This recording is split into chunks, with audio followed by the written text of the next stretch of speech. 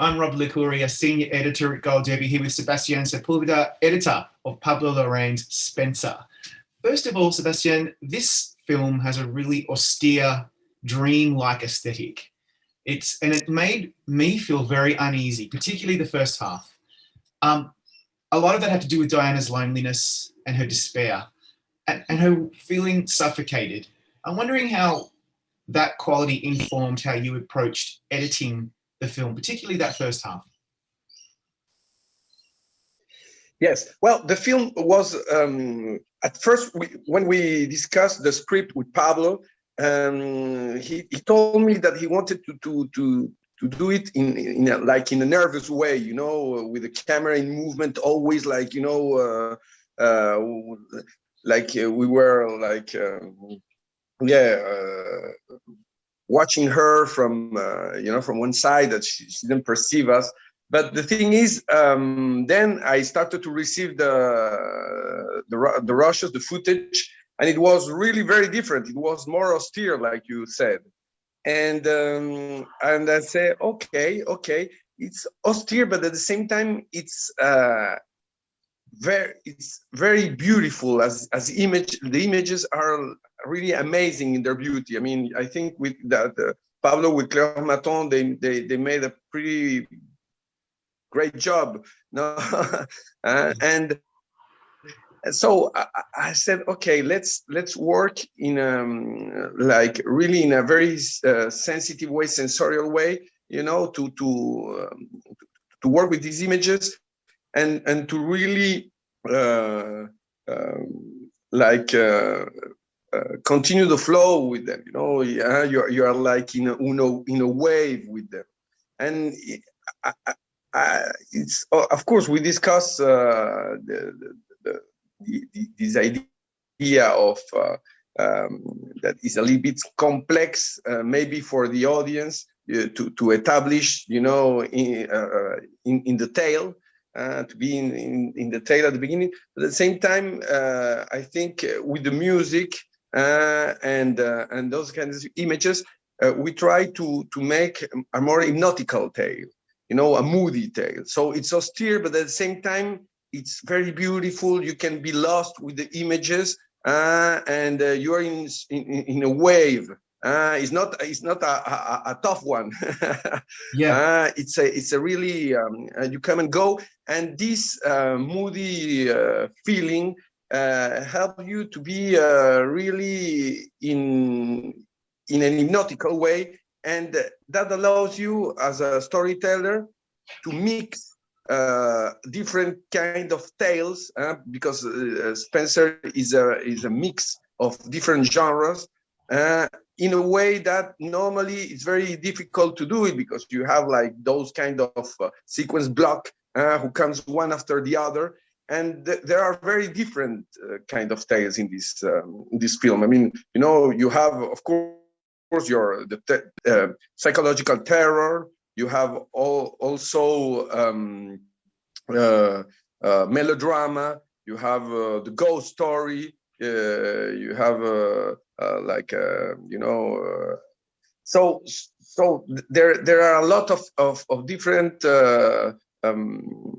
moments in the film who are very different, and I think with this kind of waves, we can call it like that. You can pass from one to the other and not feeling like strange or that you are in another film each time. So this dreamy effect allows you that. So I hope that idea of how to present, how to it was successful in that way. We wanted to really be, and I think before that we work on Jackie with Pablo, we work on Emma too, in this like very hypnotic way, because I think for him and for me it's I like the cinema. What I like of the cinema and not the TV and not the streaming is that you go there and you are in like a cocoon, you know, and you're like in your uterus, in the uterus of your mother again, and you're in that dark, you know, place with this sound and this, and you are like in a dream, and that that feeling, I think we wanted to really use it. To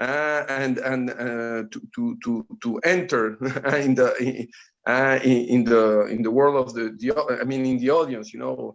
So so that was the idea, and I think and I hope we did it. I think you did, because the film, I mean, what you're saying to me is the film strives to be really immersive, and it really is. I think seeing this in a cinema would really give you that effect, because you put yourself in Diana's shoes. She feels despair, lonely. She desperately wants to escape. And that first half of the film, maybe 2/3 of the film, is very suffocating. A great scene is where at the dining room table, after she's been in the house with the royal family, and they glare at her almost with disgust. They just don't like her. And she's having a panic attack with the pearls and the suit, and the music is getting louder. And I just wonder what you were trying to achieve with the edit in that scene. Well, that scene, I mean, it's a key scene, because it's the moment where is the first one. It's the first moment where we see her with the royal family. So is the big crisis, is what she was like trying to avoid since she arrived at the castle, at Sandringham House. So it was I love that scene, the scene of the pearls, we call it, because the dinner is really suffocating. And you know, it's Pablo, when I remember, every day he shoot after the shooting, he called me and we were discussing about the dailies. I was in Chile cutting the film, and he told me, well, I shoot a lot of different angles. Now it's an editing problem. So I said, okay, and what I mean, the idea at the beginning is she enters in a very like in the monarchy. I mean, there, you know, there is she has her part in the table is very well assigned. You know, she's like she's trying to be, in her case, you know, in her small space, trying to be like the others, and sometimes she started to see the others, and the idea of cutting to the Queen, cutting to Charles, and that game. It's very important to let you know, to let the audience leave that with her, and not cut it because you want to be like, you know, efficient, and you want that that she arrive at the table and you already see Charles. No. You are at the table. You feel that everything is strange. You feel that that world is terrible, and you live with her that sort of she's suffocating in her, and the audience must be suffocating too. So that was a little bit the game, and I think it's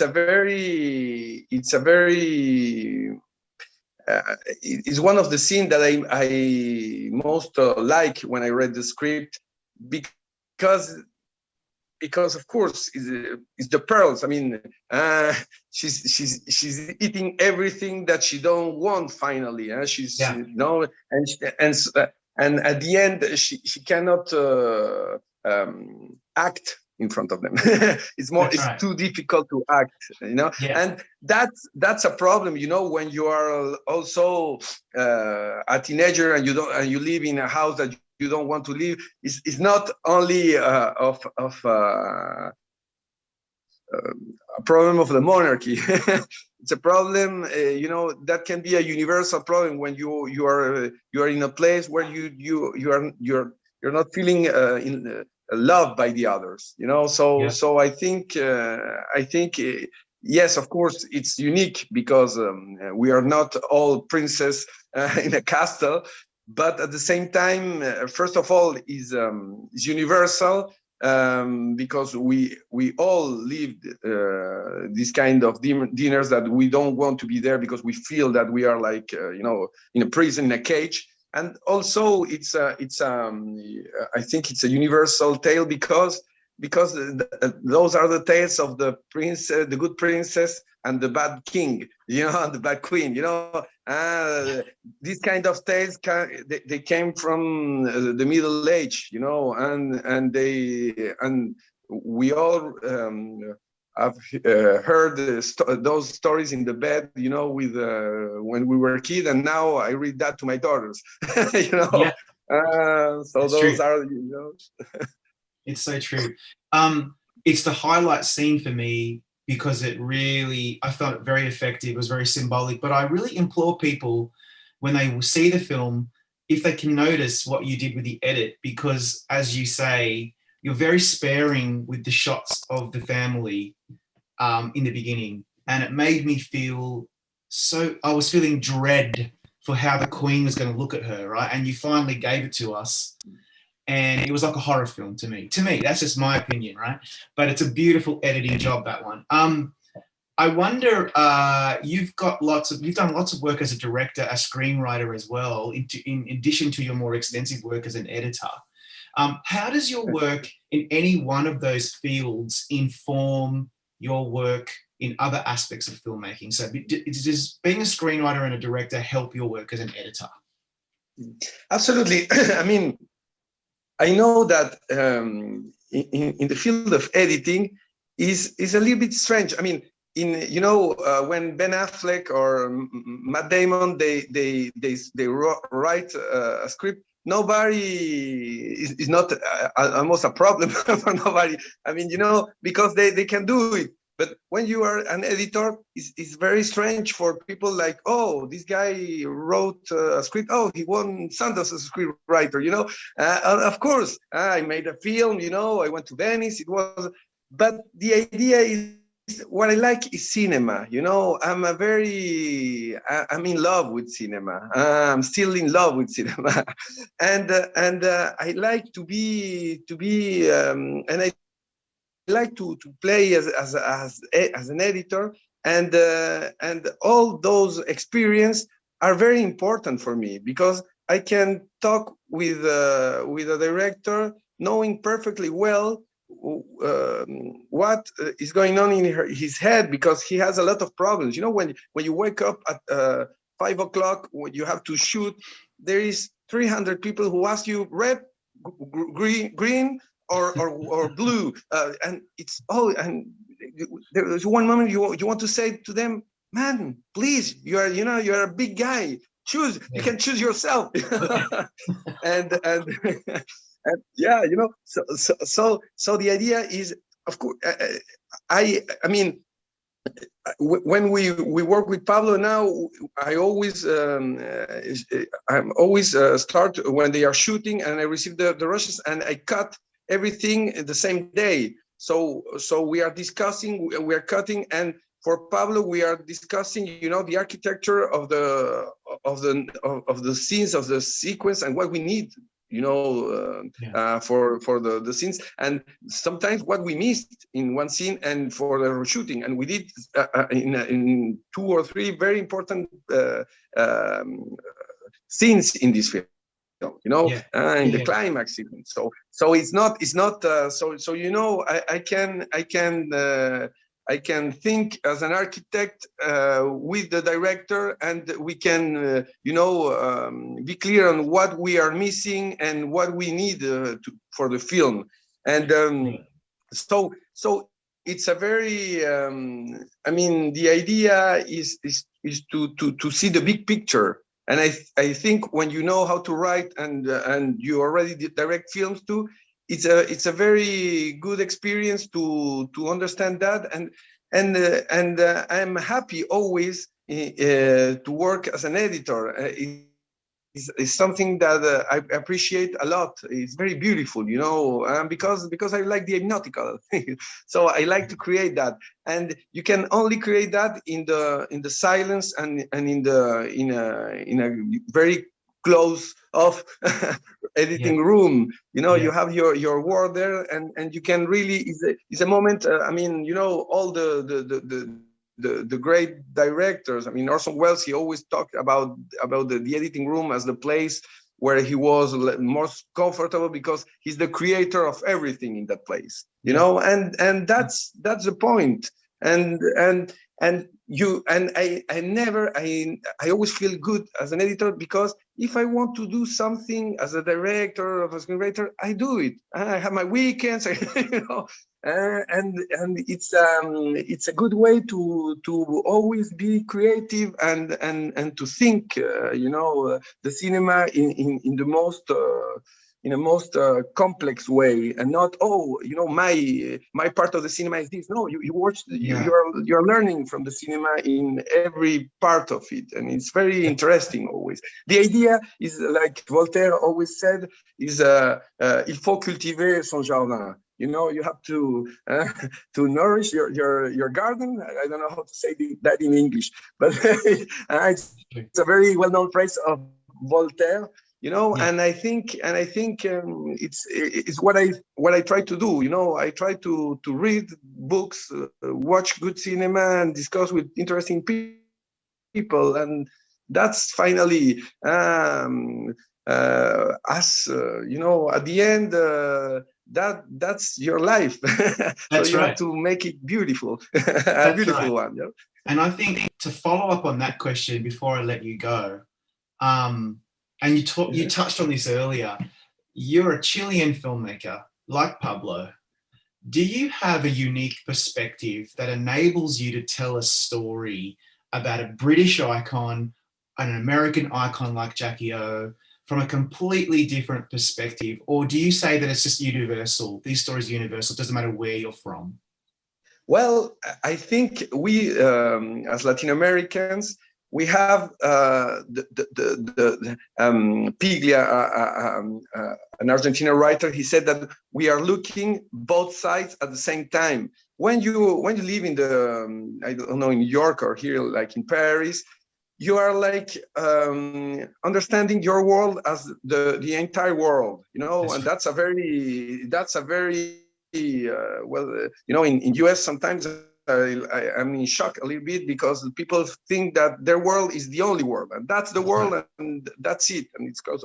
So we have to understand, you know, the other worlds and our world in the same time, and we have to move in those different ways to understand life and the ideas of society. So I think you become more and more like interested in the other, and at the same time you understand your other world, who nobody cares about it.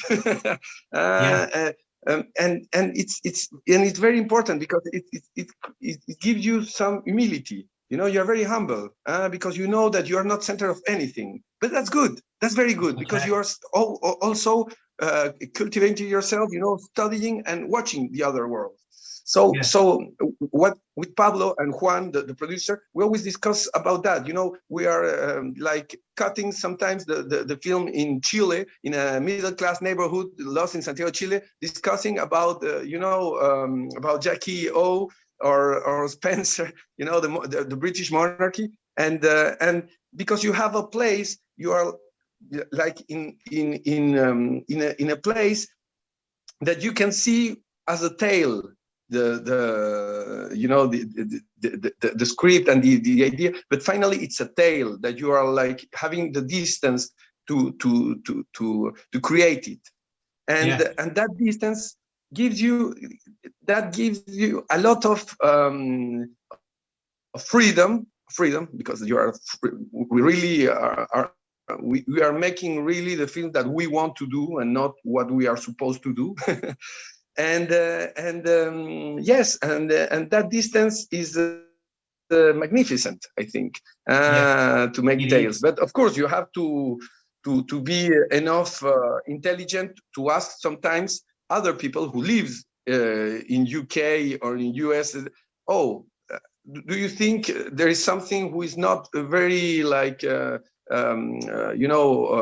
not clear, but who is not very like inside your culture? How do you think this scene could work? Because maybe for us it's magnificent, but so you have to open your your ears to everything, It's and so and true. that's humility, I think. Yeah, you're Being part right. of that big work. I hear that a lot from Australian and New Zealand filmmakers as well. They're very outward looking, and the tyranny of distance actually gives them a different perspective because they're outsiders looking at the center of the world, the America and the UK. It's a very, we could talk about that for hours, but unfortunately we've run out of time. Sebastian, congratulations on wonderful work in Spencer, and thank you so much for your time today. Thanks to you. It has been a pleasure, and hope that we can discuss another time.